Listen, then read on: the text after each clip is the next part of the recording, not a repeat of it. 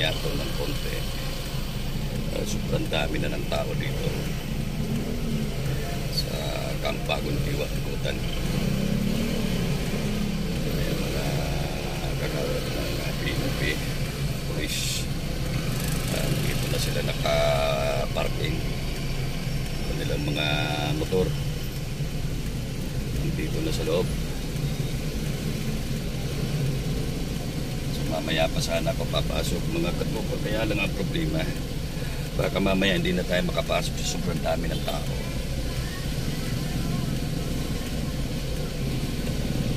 Natin kung kaya na natin pumasok dahil yung ating mga kasama, yung mga katropa, yung iba parating pa lang, mukhang isasarado. Naku, naloko na. Isasarado yata mga kaibigan, pero tingnan natin.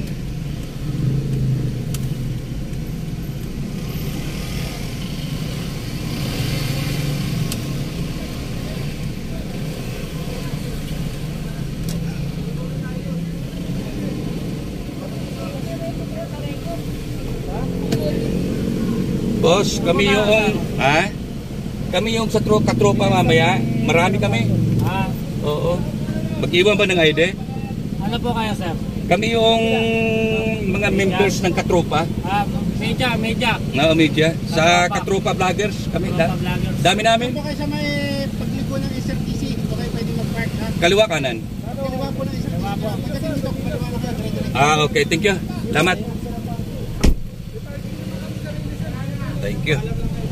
So, yun, napakahigpit nga talaga, mga kaibigan. Sobrang higpit. May event kasi dito, doon sa aming schedule. Yung ating DILG secretary, alam ko pupunta, hindi lang yata, maging mga mayor, mga buong National Capital Region. At kasama na rin dito ang mga barangay official.